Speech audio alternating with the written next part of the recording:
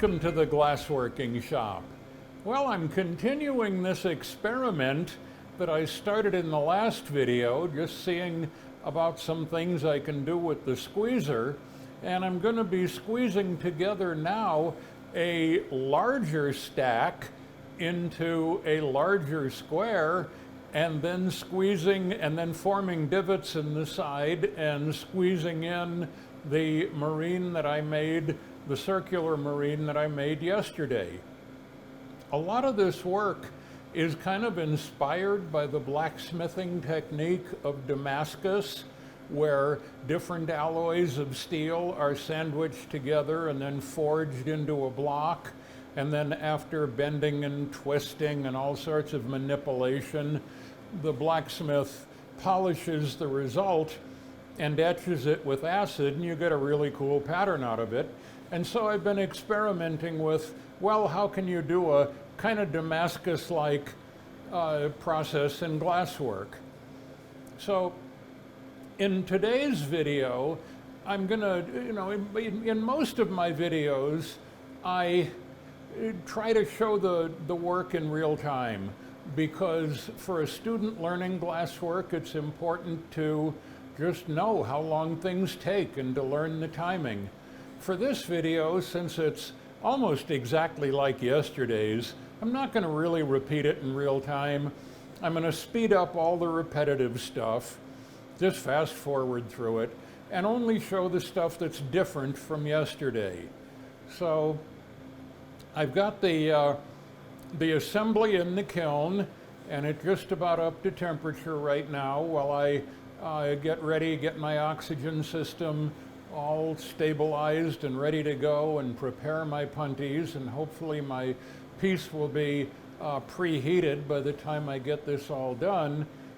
Here's a photograph taken with a still camera of the stack, and as you can see, it's substantially rectangular and not square at all. I'm trying to see if I can squeeze the layers down, make them a little thinner, a little more interesting, because the last one, the layers were still pretty thick, and I think thin layers kind of look cool, but of course thin layers are a lot more work, because every layer is an individual piece that has to be made. So I think I'm going to get to work, and I'm going to speed up most of it, not going to talk through most of it, and then I'll return to real time and improvise some narration through the parts that are kind of different.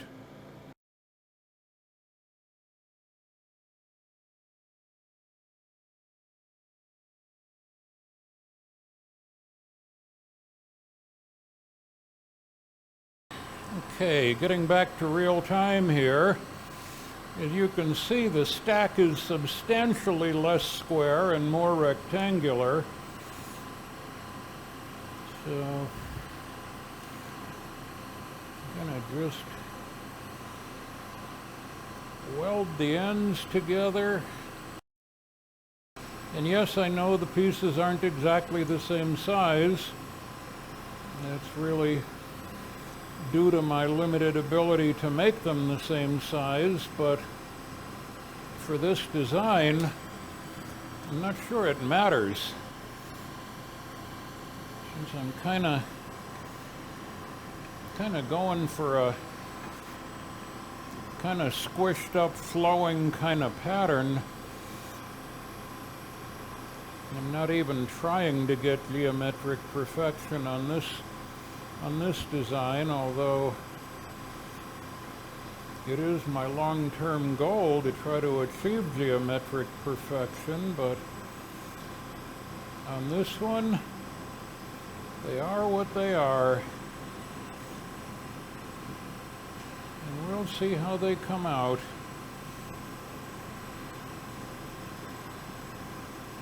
Every one of these experiments is a kind of a surprise.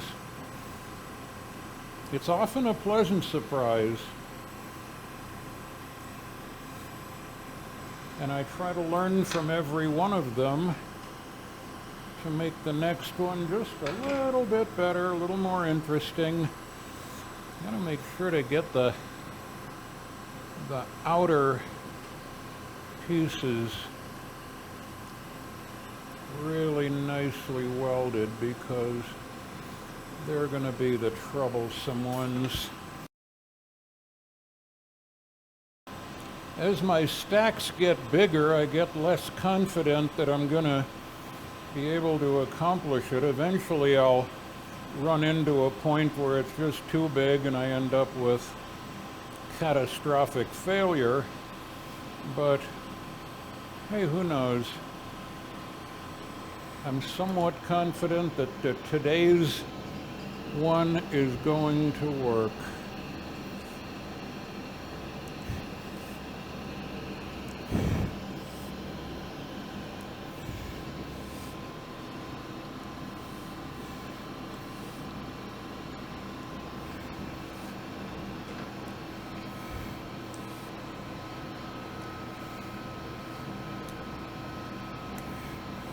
Of course, this is the terrifying part, where it is so easy for the whole thing just to fall apart at this point.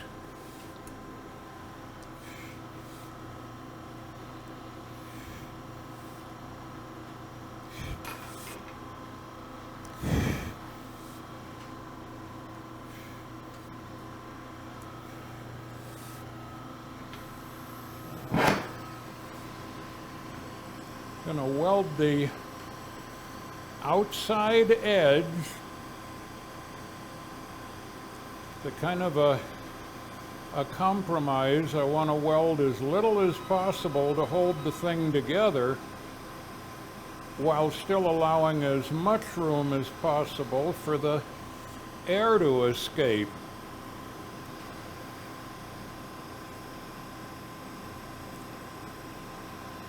Because if I weld too little, the whole thing just falls apart, which is never a good thing.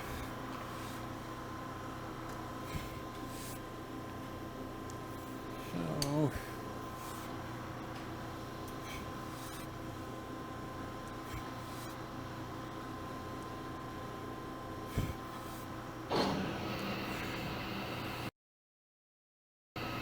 I'm going to start heating from the moil end, because first of all, it's the moil, and I want to keep the moil hot because I'm not 100% confident that I've got a great weld there, so I want to kind of like stiffen up the weld. And also, by starting my compaction process at the end, I get a better chance of driving some of the air out. So, starting off in the far flame, got the Herbie wide open. Oh!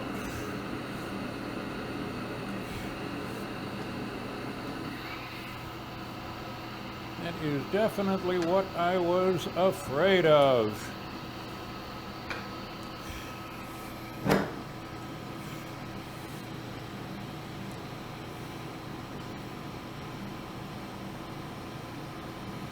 Weld failure.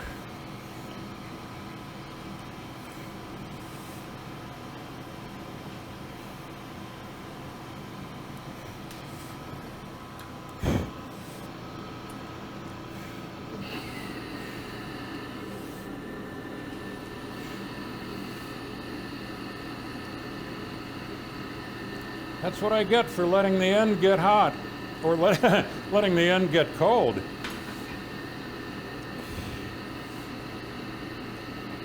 Even with a gigantic flame like this, the flame doesn't cover the entire piece. And you know what happens when glass gets cold? Cold glass is not your friend.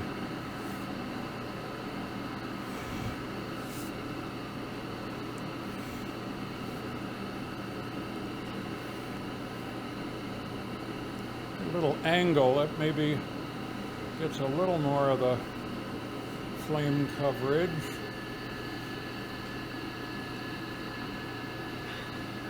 So it's always a a nervous time in the beginning,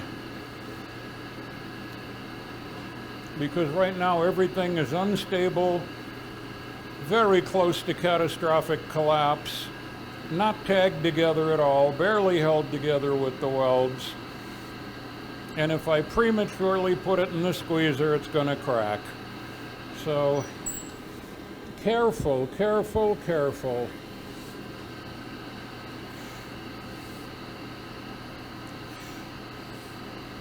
I'm going to try a very, very gentle squeeze here. Yep, that felt really good. It looked really good. I could see the pieces moving slightly together. I was getting a little bit of tagging going on, but still a lot of openness.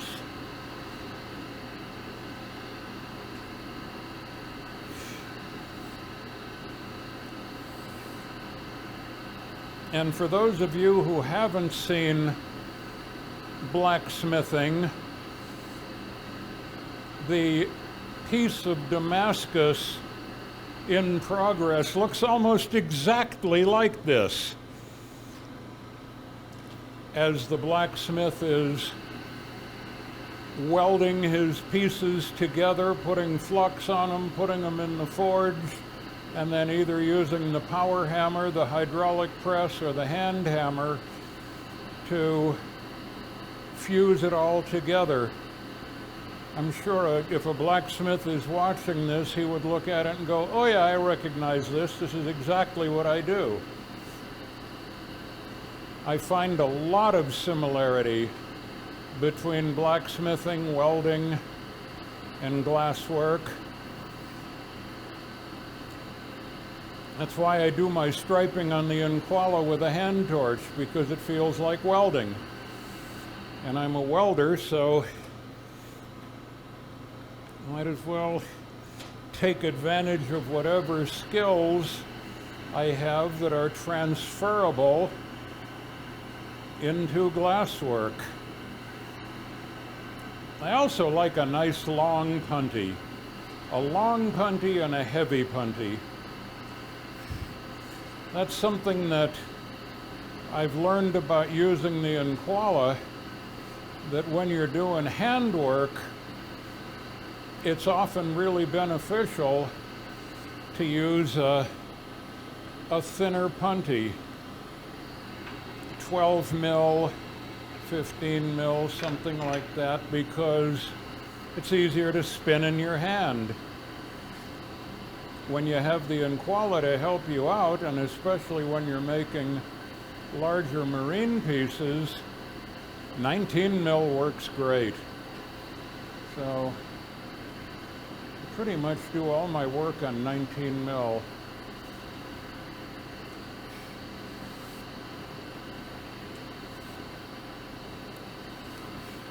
Getting more stable. Starting to get a little bit more confident that I can apply more squeezing force. I was standing on it back there, so I am pretty darn confident that it's been stabilized. I can't really see clear air through the in between the layers. Everything looks like it's tagged. Looks like it's more or less stable. The layers don't match perfectly, but yeah, hey, it's what I've got to work with.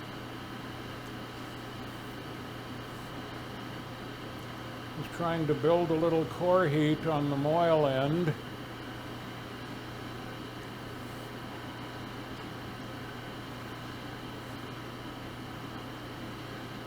So far, the 65 millimeter Herbie with my do-it-yourself oxygen system, the hybrid oxygen system using 3 high-pressure tanks pumped with a home fill up to 1,000 psi, as well as a low-pressure tank with 3 5-liter per minute oxycons pumped up to 175 psi, and then everything is connected together with check valves.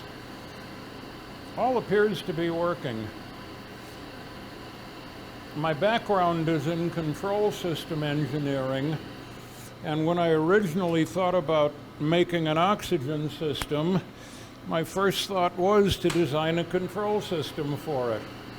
Microprocessor based with sensors and a controller brain.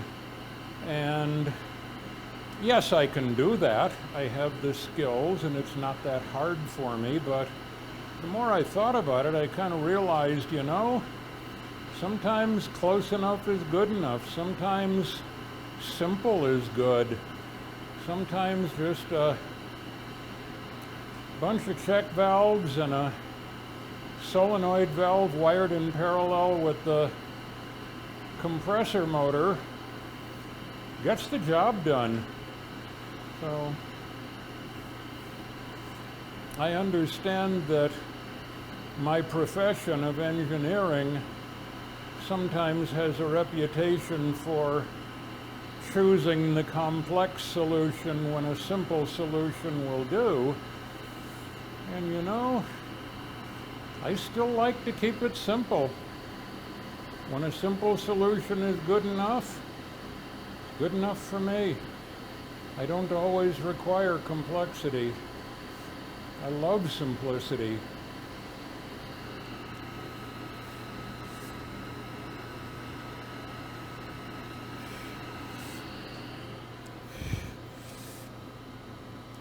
Okay. I'm standing on the squeezer to get the last squeezing done.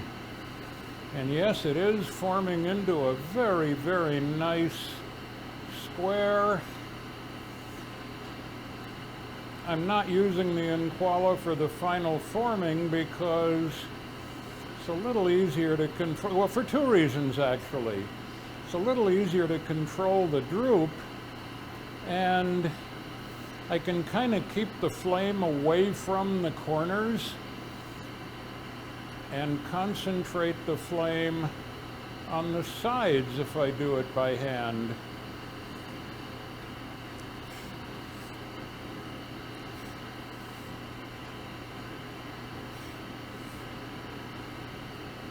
Little bit by little bit. And of course, every time I squeeze, I'm freezing the outside layers while not really affecting the heat content of the inside. And that allows me to drive more heat into the core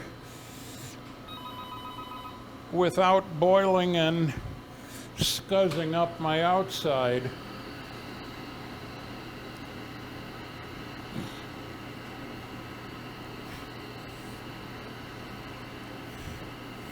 It is getting very close to complete here.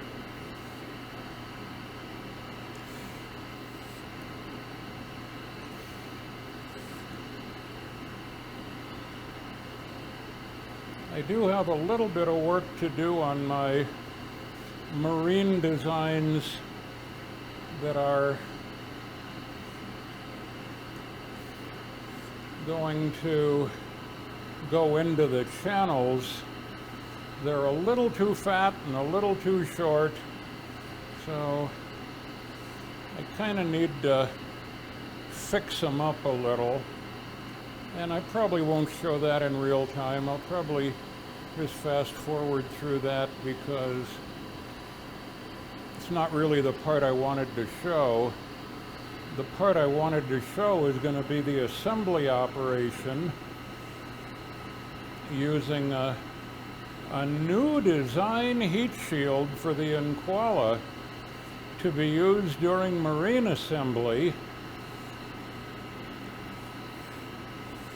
And it's all part of this combination adventure that I'm doing, where I'm trying to learn glasswork, invent tools for glasswork, invent techniques for glasswork, all at the same time. Makes it even more fun. How much fun can one guy have standing on the squeezer, getting a very nice square, hopefully more or less air-free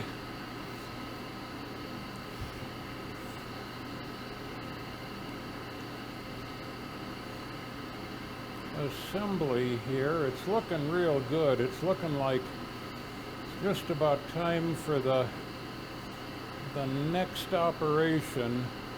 Maybe one more squeeze.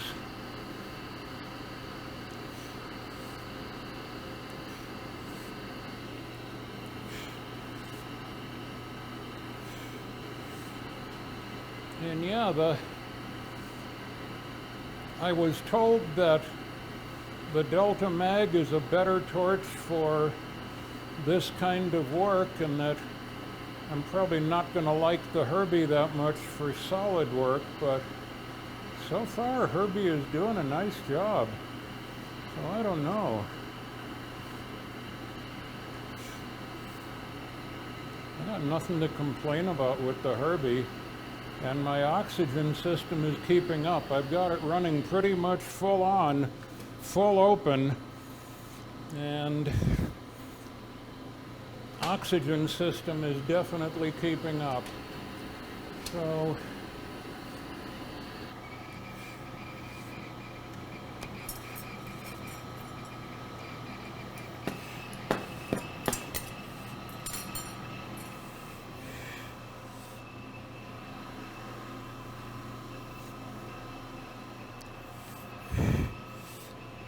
squeezer dies can be hot.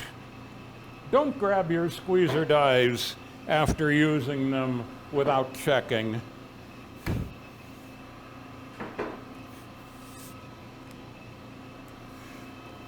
I'm going to be using the larger radius on this operation, the 1/4 inch radius, because the piece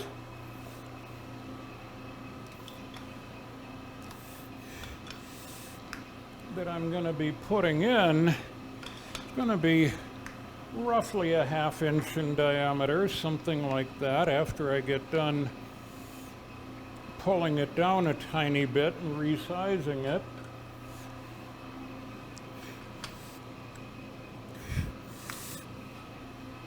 So, I mean, the 1/4 inch radius,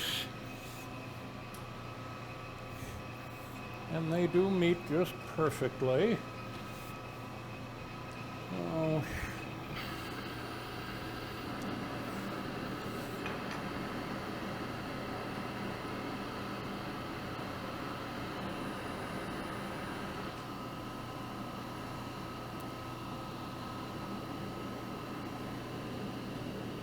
I'm using compressed air with the Herbie, and I'm not really sure. Maybe I need to talk to a Herbie expert and find out when I should and when I shouldn't use it. At the moment, I'm just thinking that what I'm trying to do is soak heat into the core, so I don't want a blistering hot flame. I want a large quantity of slightly cooler flame to gently soak the heat into the core, because of course glass is an insulator, and you can't just heat the core by blasting the outside. If you blast the outside with a super hot flame, all you're going to end up doing is scuzzing up the outside and boiling it. So I'm thinking that a very large 65 millimeter full-on Herbie flame with compressed air is a great way to gently drive some heat into the core without too seriously abusing the surface.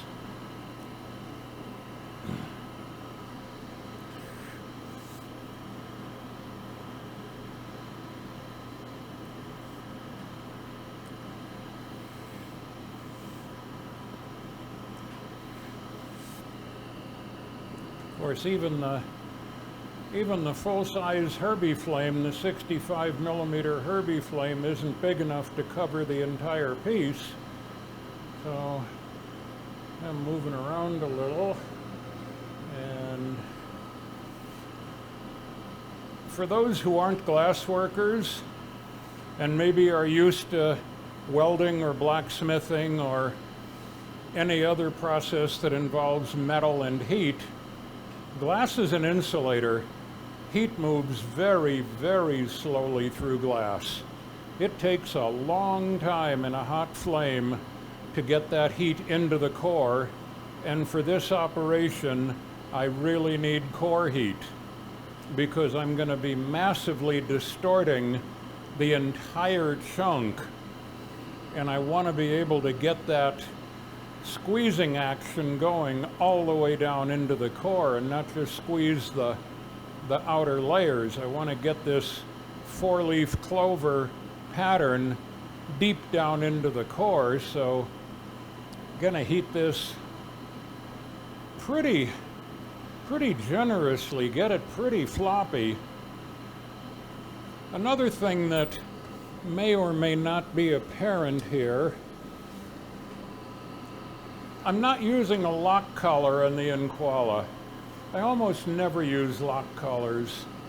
I've found that for most of the work I do, I can get by without lock collars because I'm operating at low speed. Let me get back on center here.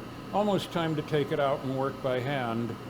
I'm operating at low speed for a short time.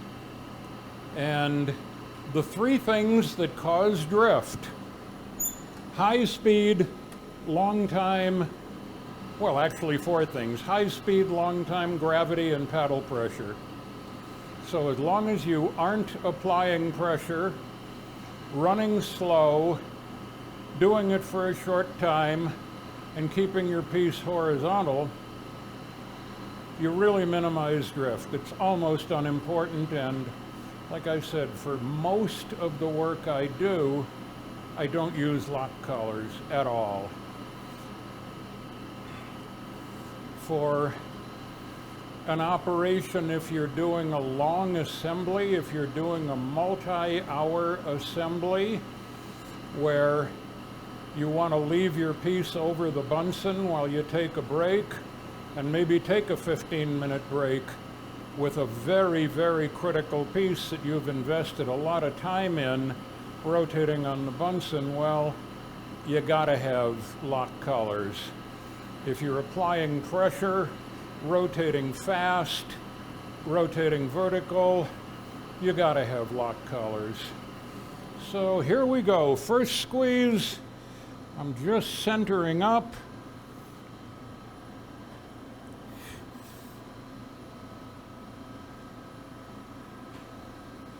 Standing on it, making the small divot.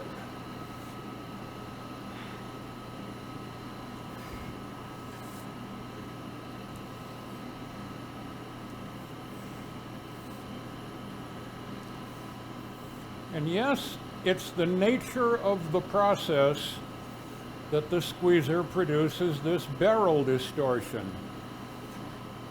And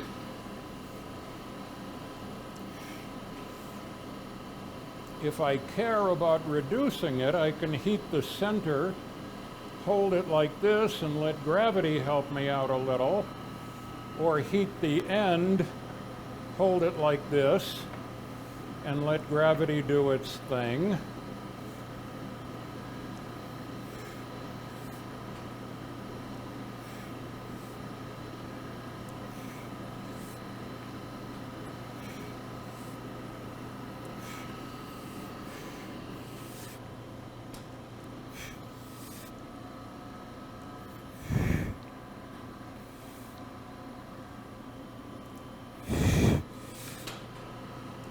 And that may very well be close enough.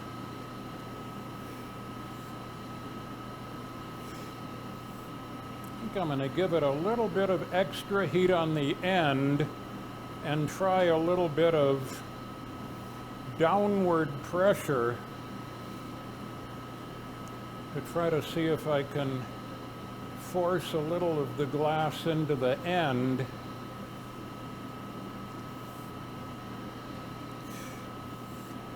But this is all part of this R&D process. Yeah, that helped a little bit. Part of this R&D process, when I first invented the squeezer, I really didn't have much of an idea what it would be like to actually squeeze a piece of hot glass, how the glass would behave. And now that I've got some experience with it, I'm starting to learn how the glass reacts, what I can do to deal with the glass and try to coerce it into a shape that's more like the shape I wanted. But this is I keep using the analogy of musical instruments. This is a whole new instrument with a whole new technique. And I have no doubt, as I get it into the hands of more and more glass workers, it'll be really exciting and fascinating to see how other glass workers, especially more experienced, highly skilled glass workers, to see how they use this tool. I'm really looking forward to it. That's the best part of working, the work that I do, working with artists. I started my engineering adventure working with musicians, and have always enjoyed working with creative people. So, thinking about sequence here, get the Bunsen in place and whip out today's new invention.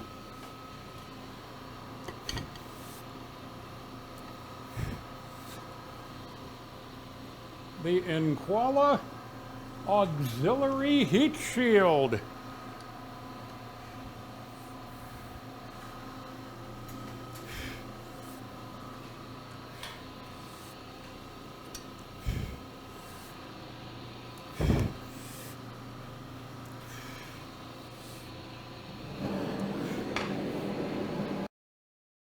I'm preparing some punties here. This is 15 mil rod.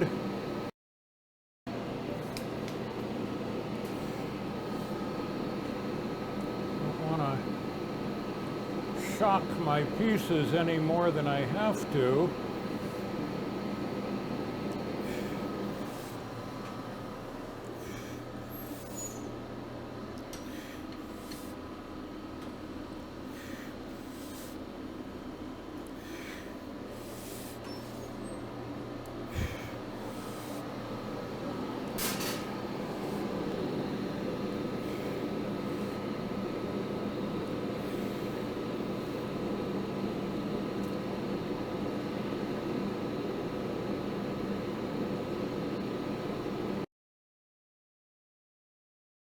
This guy is just a little bit too fat and a little bit too short. So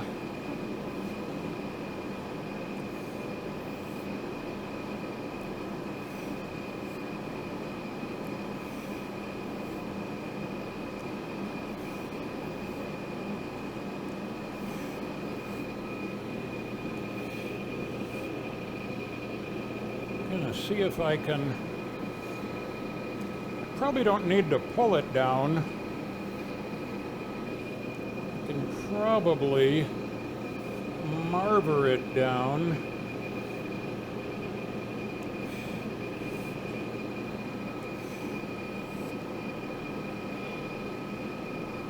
Mostly I'm just using heat and gravity. I only need, it's like the piece is about 2 3/4 and I need about 3 1/4.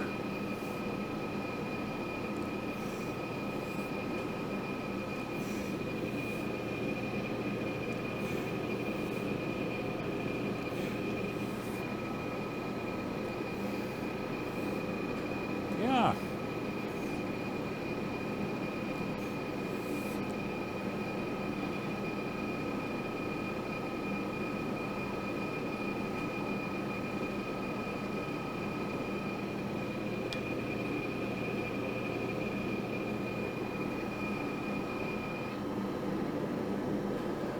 So,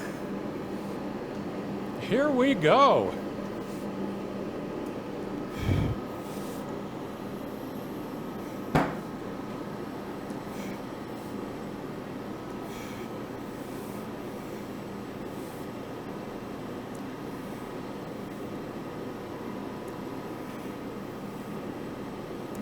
Never tried this before.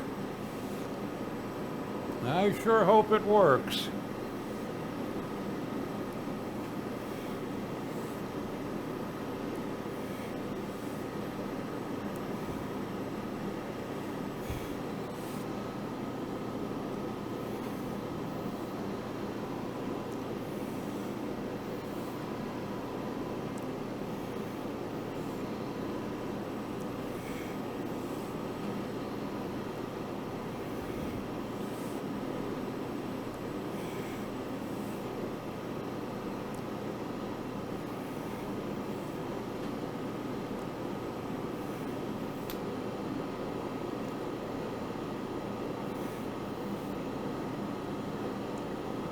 Will you look at that?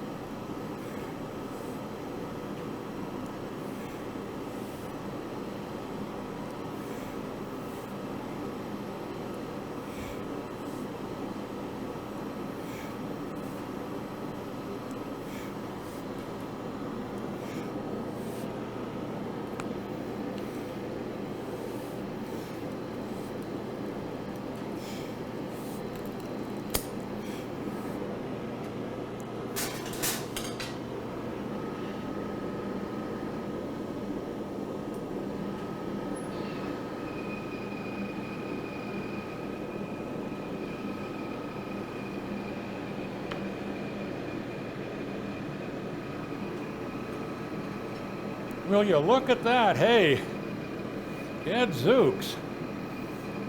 That almost looks like it worked. Just trying to make sure that this thing is nicely tagged.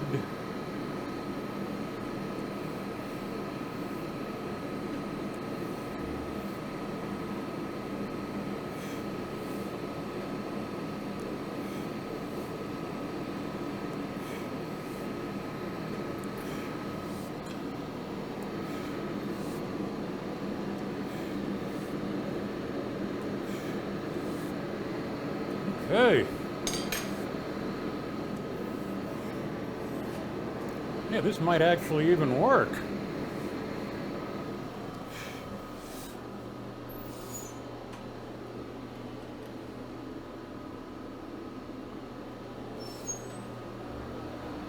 When I first started doing marine assembly on the InKoala,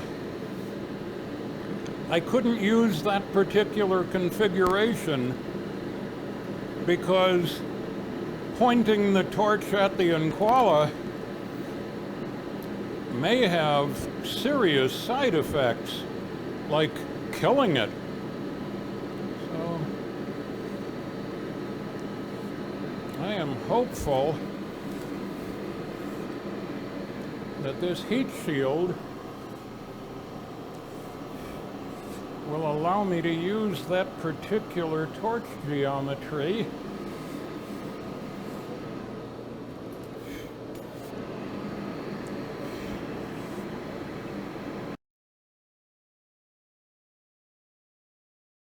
One of my future plans is to investigate the possibility of gravity pulling marines on the InKoala. Just doing a similar operation to this to see if I actually can keep a pull under control using the InKoala and a hand torch. Boy, that's getting pretty close. Still a bit thick on the end, but one thing I'm learning here, I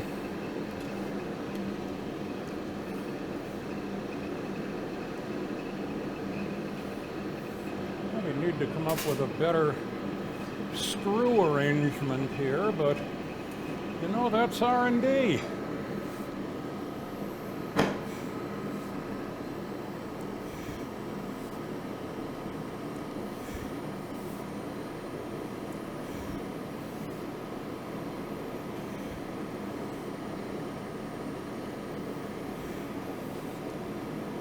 I'm very interested in working with much more experienced marine artists to see if there's the possibility of developing this into a useful technique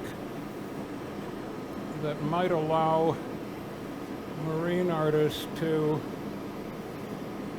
either do things they haven't been able to do before, or do the same things they always do, maybe a little more conveniently or a little more accurately.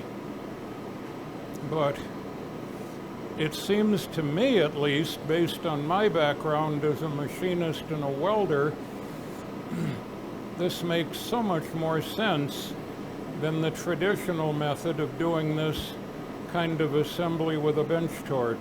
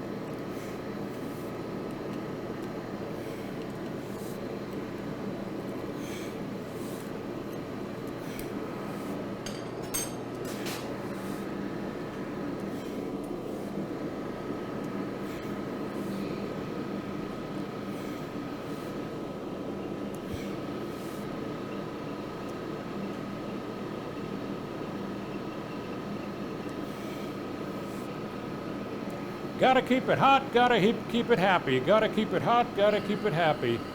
Cold glass is not my friend. Keep it hot, keep it happy, keep it hot, keep it happy.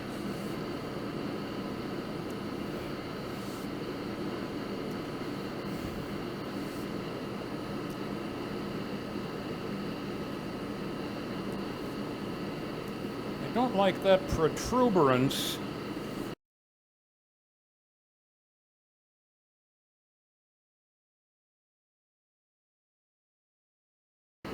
This is the first test of the InKoala round heat shield, rod-mounted heat shield, and it appears so far that it's doing the job.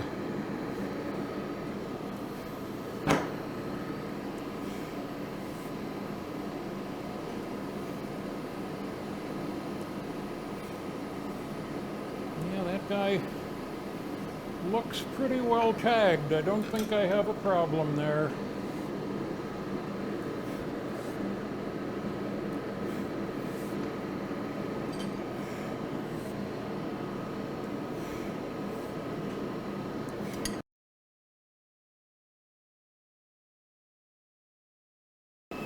The last piece is going to be the tricky piece.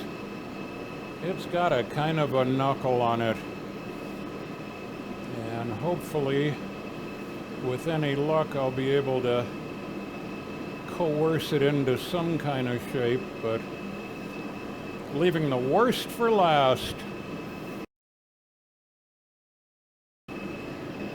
I suspect that gravity pulling should work well, at least in theory. The hard part is managing the heat, because glass is so nonlinear. Like you heat it and heat it and heat it and heat it and heat it and nothing happens, and you think nothing's happening, and I'm heating and nothing's happening, and then boom, it's overheated.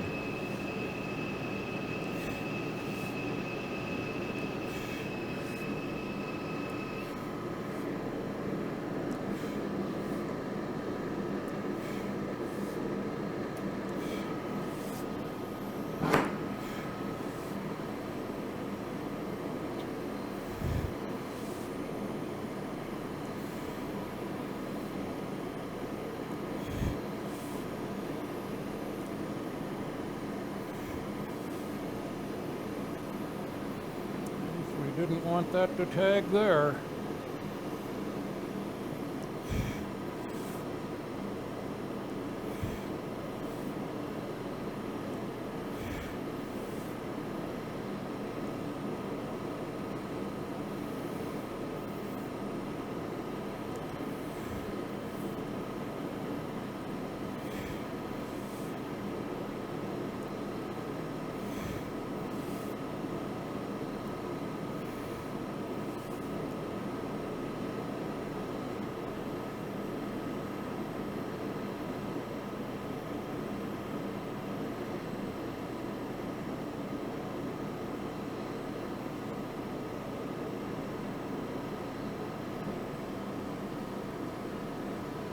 Perfect length, perfect diameter, nice uniformity. I must be getting better at this.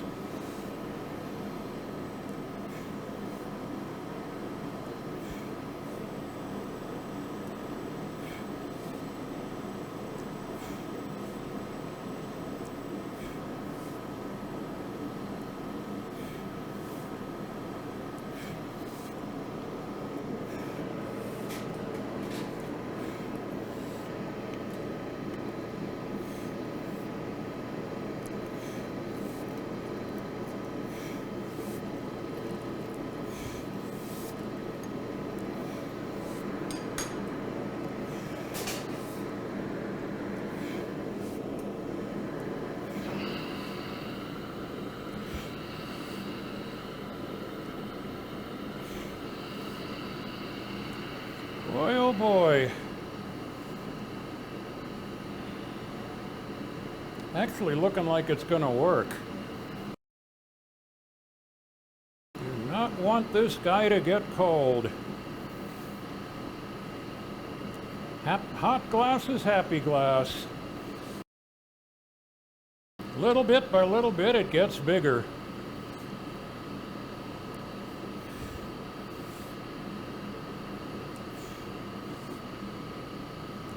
I'm not yet comfortable working with the biggest stuff that I've seen my teachers do, but it seems like every time I want to push myself, it gets a little bigger. But some of my teachers make truly gigantic stuff. I'm debating with myself while I'm watching it spin whether or not I should squeeze it with iris dies or fixed dies. And since I don't know what size it's going to finish out at, fixed dies are always a gamble. And of course I can just guess, and if it's wrong, I just put the other one in.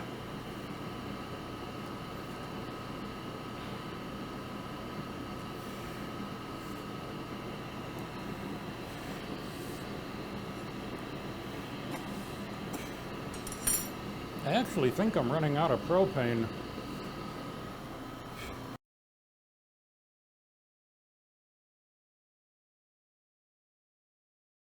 Always a scary time letting the glass get cold while I deal with gas problems. Here comes the hard part.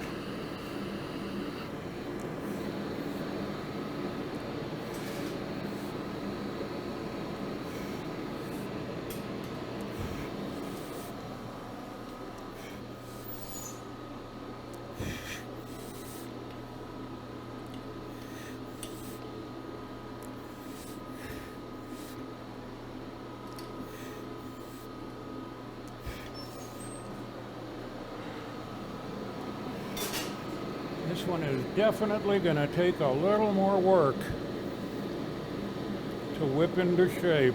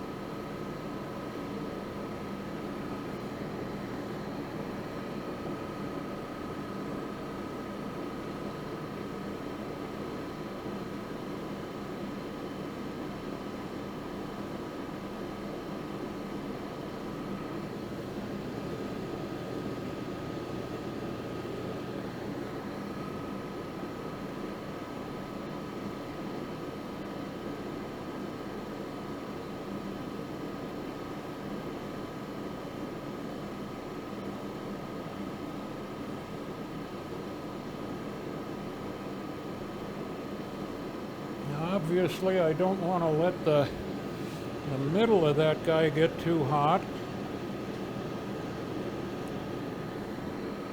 while I attempt to ensmallify the end.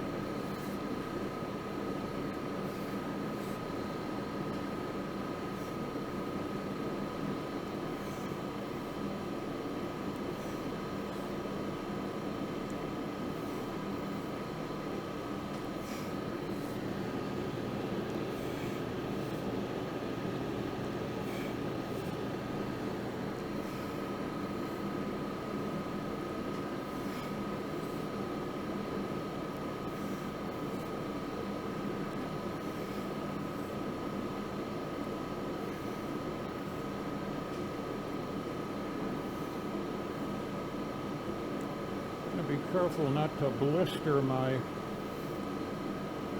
outside surface. Hey, that's starting to come into shape. Maybe it wasn't that hard at all. Maybe I am getting better at this.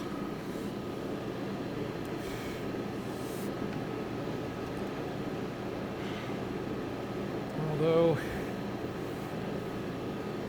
now that this crazy plague appears to be nearing its end, I will hopefully be able to visit my teachers once again.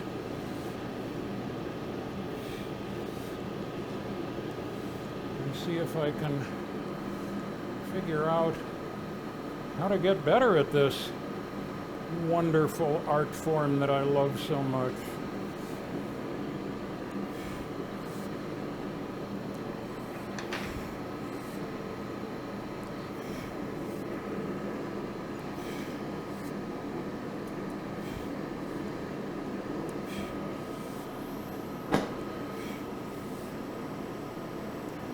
Okay.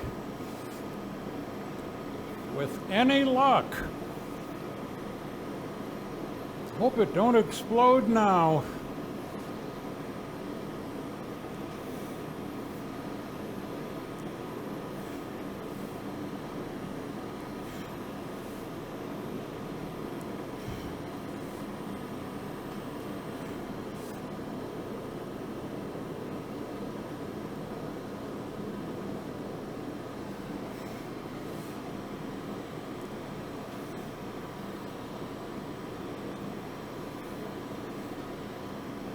I really do like the hand torch.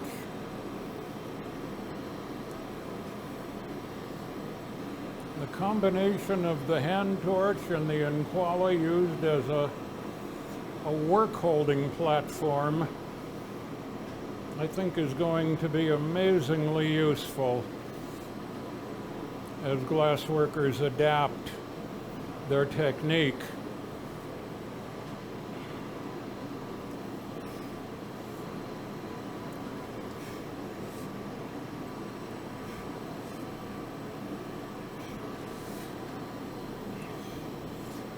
Kind of like the traditional bench torch technique. Almost feels like trying to paint a painting with the paintbrush held in a vise and moving the canvas.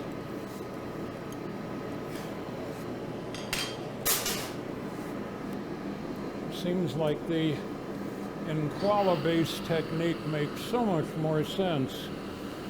So there. I believe I actually have successfully accomplished the assembly. Wow, that's a thing.